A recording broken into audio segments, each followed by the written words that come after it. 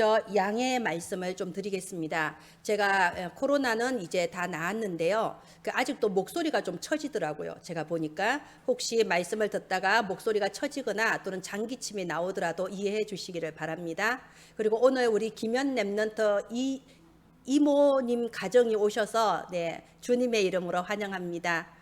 정말 명절을 통하여 우리가 흩어져 있고 들떠 있는 마음이 우리가 다시 오직으로 돌아가는 중요한 시작의 예배 시간이 되기를 바랍니다. 오늘 제목이 모든 것을 가진 자인데요. 우리가 모든 것을 가진 자 하면은 대부분 사람들이 뭘 가졌냐 이렇게 생각하기가 쉽습니다. 근데 이거 우리가 생각하셔야 됩니다. 우리가 보통 경제 축복, 빛의 경제 하면요, 가장 많이 말하는 사람이 록펠러를 말하죠. 왜냐하면 록펠러가 실제로 어마어마한 부자였고 또 믿음도 좋은 사람이었으니까. 록펠러가 가진 재산을 지금으로 환산하면 빌 게이츠의 3배가 넘는다고 합니다. 우리는 지금 세계 최고의 부자가 빌 게이츠 아닙니까? 근데 록펠러 그 당시의 재산을 지금으로 환산하면 그 가치가 3배가 넘는데요. 어마어마하죠. 그런데 그것보다 이제 유명한 게 뭐냐? 록펠러는 믿음의 사람이었어요. 많이 들으셨을 거예요. 그죠? 그런데 이 록펠러가 언제나 특징이 뭐냐? 주일날 예배 시간에 1시간 먼저 와서 예배를 위해서 간절히 기도했다고 합니다. 왜? 가치를 아는 거죠. 그래서 정말 우리 같은 일반인보다 훨씬 바쁜 사람 아닙니까? 그런데 1시간 전에 와서 간절히 기도했다고 합니다. 왜 그럴까요? 여러분, 이건 특별한 성도가 아니에요. 정상적인 신자입니다. 정상적인 신자라면은 사실은 이 예배 시간이 내 일생의 시간 중에 가장 축복된 시간이고 가장 응답의 시간이다, 가장 중요한 시간이다, 이거를 다 알고 있습니다.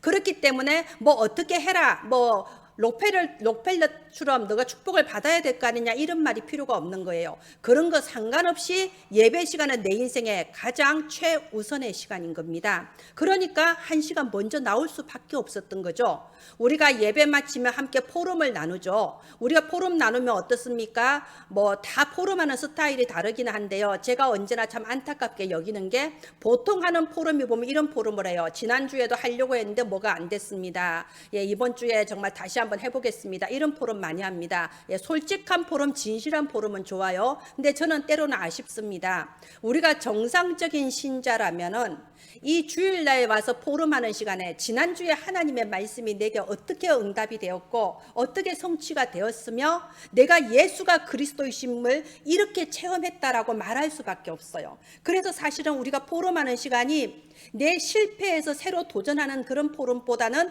승리의 포럼, 승전가를 부르는 포럼이 될 수 있어요. 말하자면은 저는 특별한 신자를 말한 게 아닙니다. 정상적인 신자는 예배가 가장 중요하고 정상적인 신자라면 주일은 내가 한 주간 동안 어떻게 승리했는가 축복의 간증을 하는 신자라는 거죠. 그런데 제가 정상적인 신자라고 말할 때 참 어려운 게 우리가 일반적으로 세상에서 정상이라고 할 때는 가장 많은 사람을 말하잖아요. 그런데 지금 그런 사람이 드물어요. 정상적이지 않은 경우가 더 많습니다. 사실상 나는 참 지난 한 주간 너무 힘들었다. 나 지금 또 힘들다. 나 계속 힘든데 어떻게 하면 좋겠냐. 이렇게 예배 오는 경우가 더 많지 않습니까? 그래서 모든 것을 가진 자라고 하는데 내가 대체 뭘 가졌단 말이냐. 막 겉으로 표현은 못하지만은 그런 마음과 울분이 생길 때도 사실상 있지 않습니까? 그런데 보면 대부분이요, 예배가 나의 최우선순위가 아닌 경우가 많습니다. 우리 은혜나무 교회 가족들은 빼고요, 대부분이 예배가 최우선순위가 아닌 경우가 많고, 또 이 말은 더 솔직하게 말하면 하나님이 나의 최우선순위가 아닌 경우가 대부분이에요. 우리는 하나님의 백성인데 하나님의 능력과 하나님의 그 은혜로 살아야 되는데 하나님이 내 인생의 최우선순위가 아니게 되면 당연히 어려울 수밖에 없습니다. 불신자보다 더 어려울 수밖에 없어요. 불신자는 자기 힘으로라도 살고 불신자는 지옥 배경이라도 가지고 사는데 하나님의 자녀가 자기 배경이 뭔지도 모르고 살면 어려울 수밖에 없는 거지요. 가장 우리가 많이 어려운 게 경제의 어려움입니다. 이 경제적인 어려움이 성 성도들의 가정과 교회에 다 있어요. 근데 경제적인 어려움이 오면 따라오는 게 분쟁과 분열이 따라오게 돼 있습니다. 힘들고 속상하니까 잘 안 되니까. 그러니까 교회 안에서도 가정 안에서도 분쟁이 일어나고 분열이 일어날 수밖에 없어요. 이것보다 더 심각한 게 뭐냐? 아, 왜 이렇게 안 되지, 힘들지 하면서 나도 모르게 표현 못하는 불신앙이 자꾸 들어오게 되고요. 그래서 어느 날 낙심하게 되는 겁니다. 저는 성도가 낙심하는 것이 가장 가슴 아프고 위험하다고 생각해요. 왜? 좀 힘이 있는 사람은 교회 안 와버려요. 에이 뭐 이래. 그런데 또 그건 또 아니잖아요. 그러니까 교회는 오는데 뭔가 모를 불신앙에 맨날 눌려가지고 점점 무기력해지는 겁니다. 무능력해지는 거예요.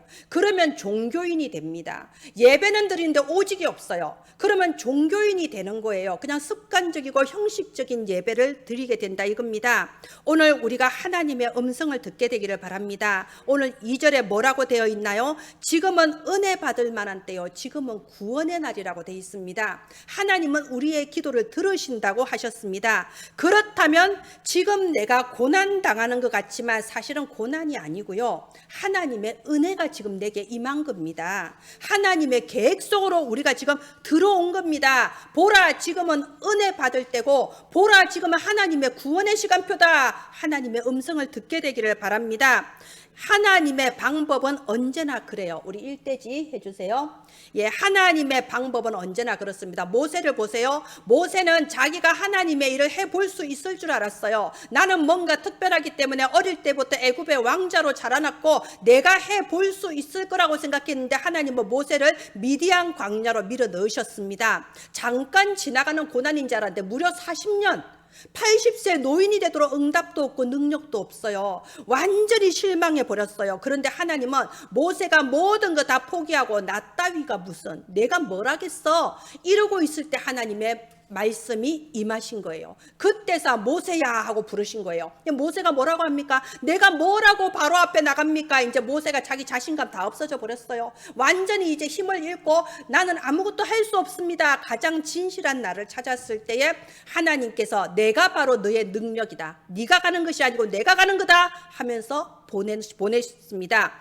엘리야를 보세요. 엘리야도 내가 해볼 수 있다고 열심히 특심인 사람이에요. 스스로 말했잖아요. 여호와여, 내가 열심히 특심이오니 모든 사람이 여호와를 떠나서는 나만은 오직 하나님 섬깁니다. 그런데 이제 나 하나밖에 없습니다. 이렇게 완전히 낙심해 버렸어요. 나는 저 갈멜산에서 뭔가 영적 전투에 승리하면 뭔가 왕도 달라지고 왕비도 달라지고 이스라엘 백성도 달라질 줄 알았는데 달라지는 게 없어. 더 어려워. 그러니까 어쩝니까? 완전히 낙심해서 주여 차라리 나를 데려가시옵소서. 나는 더 이상 못 견디겠습니다. 우리 수없이 그런 말씀하신 분들 많을 거예요. 하나님, 제가 불신앙하기 전에, 제가 믿음을 버리고 사람들 앞에 하나님의 영광을 가리기 전에 차라리 나를 데려가시옵소서, 이렇게 기도하시는 분들도 있을 거예요. 그런데 그때에 하나님의 음성이 임하지 않았습니까? 그 열왕기상 19장에 뭐라고 돼 있어요? 불도 지나가고 바람도 지나가고 지진도 지나가고 들릴락 말락하는 세미한 음성 가운데 하나님의 음성이 임했습니다. 하나님은 뭘 말하고 싶었나요? 네가 하는 그 어마어마한 헌신과 네가 하는 모든 업적과 네가 하는 전도가 나하고 아무 상관이 없다는 거예요. 지금 너에게 진짜 힘은 오직 나 여호와 하나님이다. 여기에 대한 답을 주시는 겁니다. 이번에 안타까운 소식을 들었어요.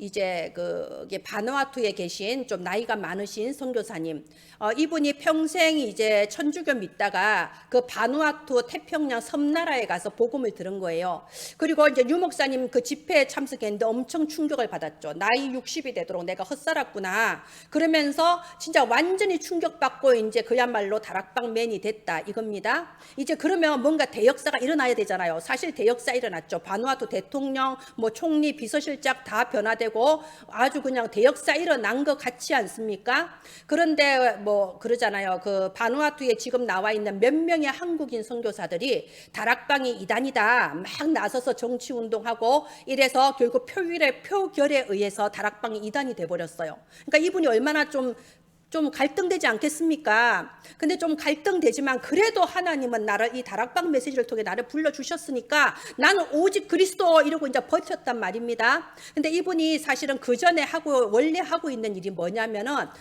그 어떤 영국에 있는 선교회사하고 연계를 해서 발전기 나눠지는 그런 사업을 하고 계셨어요. 이게 선교 사업인데, 말하자면 미국과 영국에 있는 성도들이 한 달에 얼마씩 이제 후원금을 내면 그걸 가지고 영국 회사에서 발전기를 사서 그 바누아투와 태평양 섬나라 그 전기도 안 들어온대요. 집집마다 발전기 달아주고 그러면서 그걸 가지고 이제 복음 전하는 선교 사업, 이걸 계속 했단 말입니다.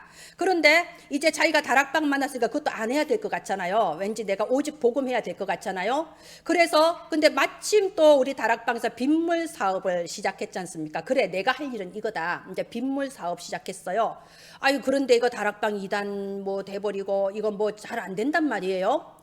그래서 이제 저하고 그때 연락이 닿아서 포럼을 조금 했는데 제가 느낀 게 이분이 지금 참 중요한 시간표다. 왜냐하면 이분이 나는 이제 제2의 인생 살겠다 하면서 연구원에 이제 들어와서 연구원 과정을 밟으세요. 연구원 과정 마치면 목사 되는 거 아닙니까? 근데 제가 대화를 해봤을 때 이분이 아직 목사 뭐랄까 주의 종으로서의 마인드가 없어요. 아직도 장로인 줄 아시는 것 같아요, 본인이. 그러니까 그걸 제가 왜 느꼈냐면 이게 복음 메시지 좀 하고 포럼 좀 하다 보면 또 나오는 게 그거야. 빗물 산업을 통해서 사람들을 모아야 되는데 후원금. 차라리 빗물 산업은 별로 수익성이 낮고 저 영국에서 하던 그 발전기 산업을 다시 하는 게 나을 것 같고, 그러니까 자꾸 이제 그런 얘기만 자꾸 하는 거예요. 말하자면 옛날에 사업에서 선교하던 그게 계속 돌아오는 거예요. 하나님이 이분에게 중요한 지금 시간표가 있겠다. 뭔가 한 단계 업그레이드 돼야 될 시간표다 했는데 이제 또 이제 역사가 일어난 거예요. 이분이 이제 조그만 펜션 사업을 하는데 그 바누아투의 시장으로 당선된 정치 유력자죠. 시장으로 당선된 사람이 그 펜션에 와서 자기 팀들 다 데리고 와서 묵은 거예요. 그러면서 시장 당선됐어요. 그러니까 이제 이건 정치권에도 줄이 닿고 경제 축복도 받겠구나. 드디어 응답이 왔다 했는데 문제는 이 시장으로 당선된 사람이 펜션비를 안 줘. 약속만 해놓고 돈을 안 줘. 우리나라 정치계에서는 상상도 못할 일이죠. 거긴 그런 거예요. 경제도 이제 물 건너갔어요. 뭐 응답이 될 듯 하는데 계속 안 되는 거예요. 그리고 또 이번에 연락 받으니까는 이제 돈이 문제가 아니고 건강이 너무 심각해진 거예요. 그러니까 이분이 한국에 와서 내가 마지막 연구원 과정 1년은 한국에 와서 제대로 훈련 받아야 되겠다. 복음에 답내야 되겠다고 했는데 그러나 그 전에 선결 조건이 집이 팔려야 된다. 돈이 있어야 되니까 이 사업을 다 이제 팔 수 있도록 기도해 달라. 근데 뭐 그게 좀 중요한 게 아니잖아요. 우리는 인생이 달라졌잖아요. 그런데 아니나 다를까 너무 건강에 심각한 문제가 와서 그 아내분이 당신 집이 팔리고 안 팔리고 아무것도 상관없고 무조건 한국부터 가라. 이제 치료받을 수 있게 이렇게 된 거예요.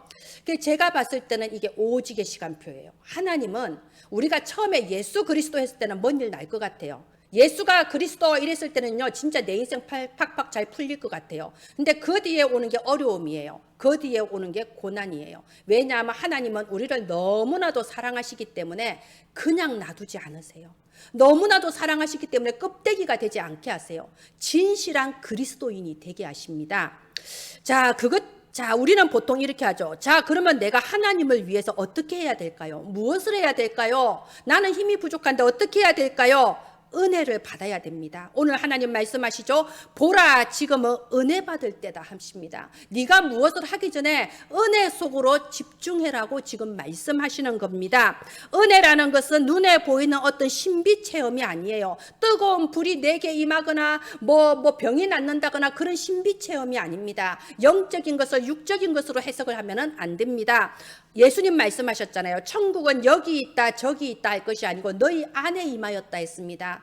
은혜라는 것은 아무도 모르는 중에 내 심령의 가장 깊은 곳에 가장 진실하게 임하는 것이 바로 은혜예요. 이런 말씀을 들었습니다. 어떤 그 목사님이 나이도 많으신데 그분을 통해서 병든 자들도 많이 낫고 굉장히 많은 역사가 일어났어요. 따라다니는 사람도 되게 많았어요. 근데 어느 날 이분이 혼자서 조용히 기도하는데 하나님의 음성이 들렸답니다. 이러시더래요. 너는 나하고 아무 상관이 없다. 나는 너를 모른다. 이러시더래요. 얼마나 충격받았겠어요? 하나님 왜 그럽니까? 제가 이런 일도 했고 저런 일도 했고 제가 전도한 사람이 얼만데. 이러니까 네가 아무리 큰 역사를 이루어도 나하고 상관이 없다고 그러시더래요. 그래서 그분이 충격받고 그 뒤에 완전히 달라진 거예요. 눈에 보이는 것은 하나도 중요하지 않구나. 가장 중요한 것은 하나님이 나와 함께하는 바로 이것을 누리는구나. 이분은 우리 다락방 하시는 분이 아니라서 용어가 우리하고 달라요. 주 예수님께서 내게 임재하시는 것을 누리는 게 가장 중요하구나. 그때부터 그분이 모든 기도가 달라지고 모든 신앙이 다 달라졌다고 그러더라고요.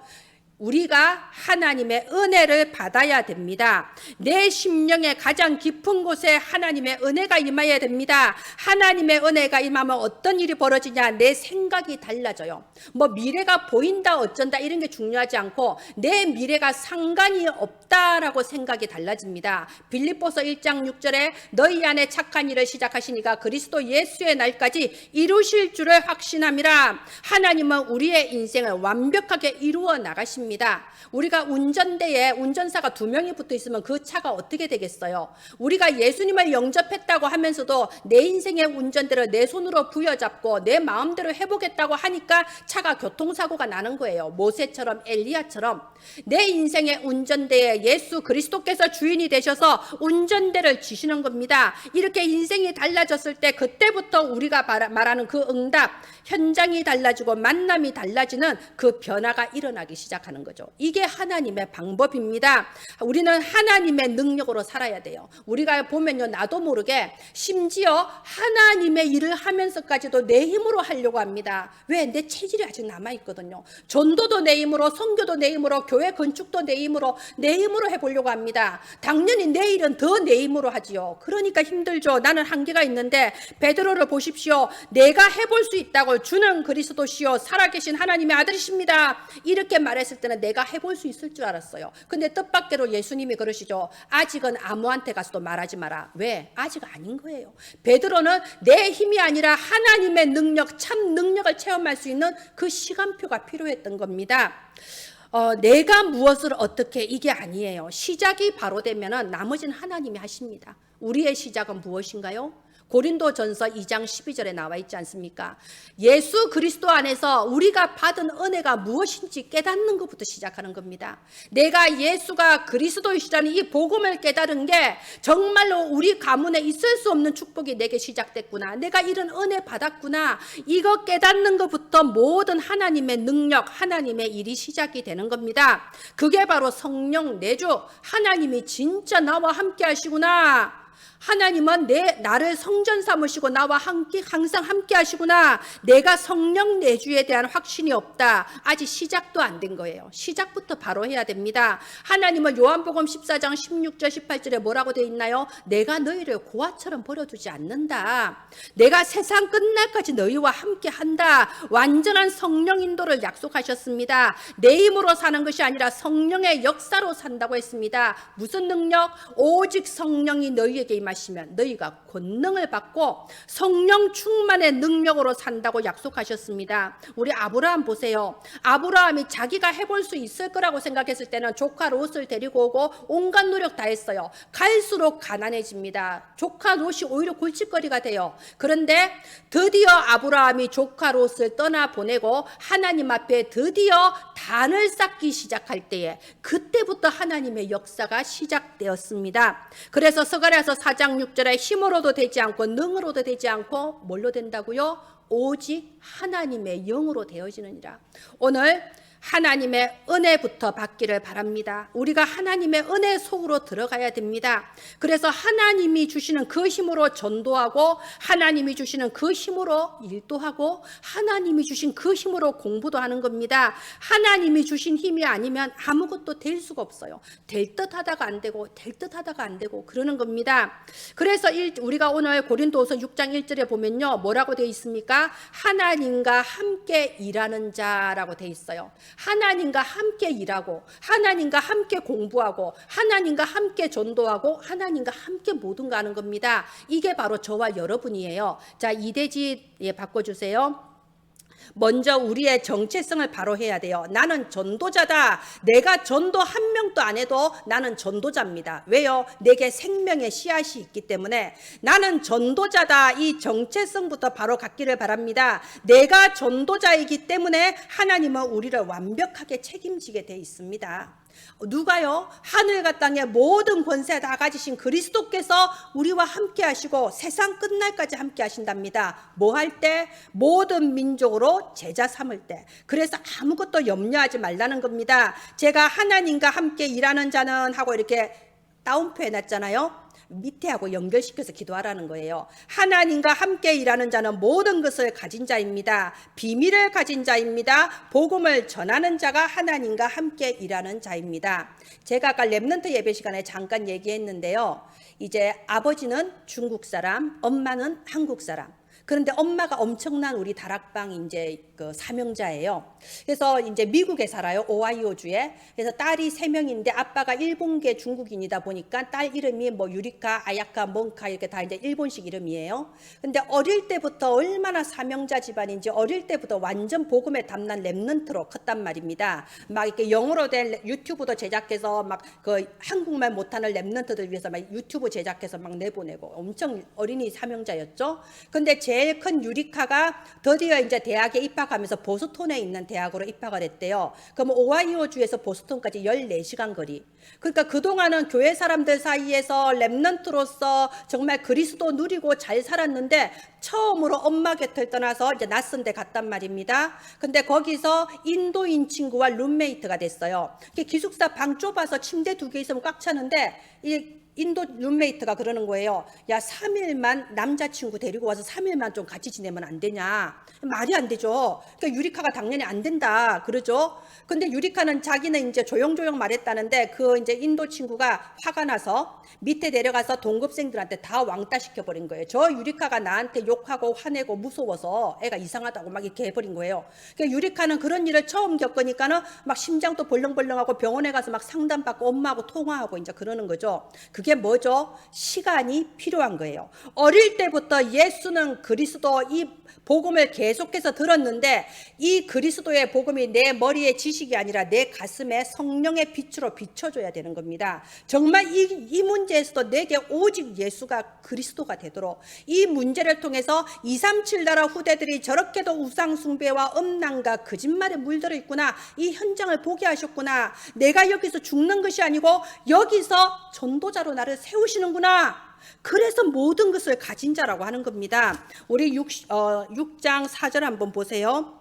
6장 4절부터 5절까지 보면요. 많이 견디고 환난과 궁핍과 고난과 매맞음과 갇힘과 난동과 수고로움과 자지 못함과 먹지 못함 여러 가지 환난에 대해서 말하고 있지 않습니까? 바울이 저 다메섹 도상에서 그리스도를 만나고 난 뒤에 고난이 먼저 찾아온 거예요. 그런데 여러 가지 고난 중에서 6절부터 7절 보세요. 특별히 7절 말씀 보십시오. 진리의 말씀과 하나님의 능력으로 의의 무기를 좌우에 가지고, 이게 바로 저와 여러분입니다. 진리의 말씀이 뭔가요? 예수가 그리스도라는 복음이에요. 우리에게는 예수가 그리스도라는 복음을 주셨습니다. 그리고 하나님의 능력이 뭔가요? 우리가 그리스도의 이름으로 기도할 때 응답하신다는 겁니다. 내가 한 손에는 그리스도의 복음과 복음의 비밀과 한 손에는 하나님의 능력을 누릴 기도의 비밀, 이것을 가진 거예요. 그래서 복음의 비밀, 기도의 비밀을 가진 전도자다 이겁니다. 이스라엘이 바로 이 복음의 비밀, 기도의 비밀을 몰라서 7번이나 재앙을 당했잖아요. 이스라엘 예배 잘 드렸습니다. 이스라엘 말씀 잘 알았어요. 근데 종교인이었던 거예요. 그리스도가 내게 비춰지지 못하니까는 항상 환난과 그 고난 속에서 무기력에 빠져버리는 종교인이었던 거예요. 그런데 보십시오. 우리는 여기 8절부터 10절까지 속이는 자 같으나 참되고 무명한 자 같으나 유명한 자고 죽은 자 같으나 살아있는 자고 징계를 받는 자 같으나 죽임을 당하지 않고 근심하는 자 같으나 기뻐하는 자, 가난한 자 같으나 많은 사람을 부요하게 하는 자, 아무것도 없는 자 같으나 사실은 뭐라고요? 모든 것을 가진 자. 지금 우리가 겪는 어려움 있을 수 있습니다. 그러나 이 어려움과 고난은 내가 참으로 그리스도를 깨닫고 이 그리스도를 누리고 그리스도를 전하는 자로 하나님이 우리를 세우시는 기회인 거예요. 우리 마가복음 16장 15절에 보면요. 너희는 만민에게 복음을 전파하라 하셨습니다. 그러면서 권능을 얘기하죠. 무슨 독을 마실지라도 뱀을 집을지라도 이런 권능을 말씀하시면서 만민에게 복음을 전하라 하시는데요. 마지막 20절, 저는 언제나 20절을 마음에 담고 있습니다. 마가복음 16장 20절에 보면요. 제자들이 나가 두루 전파할세 주께서 함께 역사하사 그 따르는 표적으로 말씀을 확실히 증언하시니라. 아니, 우리가 뭐라고요? 우리의 이 가난하고 우리의 이 무지하고 연약한 우리가 입을 벌려 그리스도를 전할 때 나는 힘이 없지만 주께서 함께 역사하사 그 따르는 권능으로 표적을 보여주신다 이겁니다. 이게 바로 저와 여러분이에요. 내가 하나님과 함께 일하는 전도자라면 모든 것을 가진 자고 복음의 비밀, 기도의 비밀을 가진 자고 아무것도 걱정할 필요가 없습니다. 우리는 하나님의 방법으로 하나님의 능력으로 일하는 자입니다. 예, 오늘 말씀 이제 제가 두 가지 적용을 말씀해 드리겠습니다. 결론해 주세요. 제가 이번 주에는 좀 더 적용까지 들어가서 말씀해 드리겠습니다. 첫 번째 적용, 여러분 이제 우리가 정시기도를 완전히 체질화되기를 바랍니다. 결국 이 말씀을 듣는 것은 내 귀로 듣고 내 머리로 오는 것일 뿐이에요. 결국 기도를 통해서 내 가슴에 심령에 임하는 겁니다. 그래서 정시기도를 좀 시작을 하시는데요. 지금 우리 교회는 40일 집중 새벽 기도를 하고 있죠. 좋은 기회예요. 여러분 우리가 평소에 그렇게 일찍 일어나지 않는 그 시간에 평소에 잠들어 있는 그 시간에 깨어서 집중한다. 이것부터가 엄청난 변화가 일어난 거예요. 40일 집중을 시작으로 해서 여러분 이제부터 흔들리지 않는 정시기도의 기둥을 세워 나가시기를 바랍니다. 바로 그것이 지금은 은혜 받을 만한 때요, 지금은 구원의 날이로다. 내가 먼저 치유되고 나에게 재창조의 역사가 임했을 때 나의 모든 가문과 내 있는 현장에 사람은 할 수 없는 하나님의 능력으로 재창조의 역사가 시작됩니다. 그게 바로 25의 역사죠. 이거는 아무도 못 막아요. 바로 이 힘으로 우리 가문이 살아나는 거고 바로 이 힘으로 내가 경제의 축복을 누리는 거고 나의 학업의 증거가 나타나서 237 나라 증인될 수 있을 만큼 작품을 남기게 하는 겁니다. 자, 두 번째 적용. 마가복음에 보면요, 예수님 이렇게 말씀하셨어요. 무리를 보시고 민망히 여기시니 그들이 목자 없는 양같이 고생하며 기진함이라. 제가 이번에 이 말씀에 많이 은혜를 받았는데요. 여기 13절에도 보면 마음을 넓히라라고 돼 있잖아요. 제가 언제나 저는 이 신앙생활 하면서 항상 기도하는 게 뭐였냐면 하나님 오직의 제자, 70인 제자, 절대 제자, 저는 이것만 기도했어요. 하나님 무리 필요 없습니다. 제자, 나도 제자, 다른 사람도 제자, 복음을 위해서라면 아무것도 없어도 목이라도 내어놓을 수 있는 제자, 이것만 기도했거든요. 근데 하나님께서 요즘 제 생각을 좀 바꾸셔서 지난주에 은혜를 받은 게 마음을 넓히라. 그리고 예수님께서 무리를 보시고 민망히 여기시니 그들이 목자 없는 양같이 고생하며 기진함이라. 이 말씀을 와닿게 하셨습니다. 그래서 바울도요, 고린도전서 9장에 보면 이런 부분이 있어요. 내가 율법 없는 자들에게는 율법 없는 자같이, 유대인에게는 유대인같이, 로마인에게는 로마인같이 내가 여러 사람에게 여러 모양으로 변화된 것은 아무쪼록 몇 사람이라도 구원을 얻게 하려 함이라. 아, 내가 너무 편협한 게 아니었냐, 이 부분이 좀 많이 와닿았어요. 그래서 그래서 바울이 사도행전 19장에 에베소의 제자들과 마지막 작별할 때 그랬잖아요. 너희는 양 무리의 본이 되라. 말하자면 오직의 제자, 70인 제자, 절대 제자는 많은 양무리를 위해서 있는 겁니다.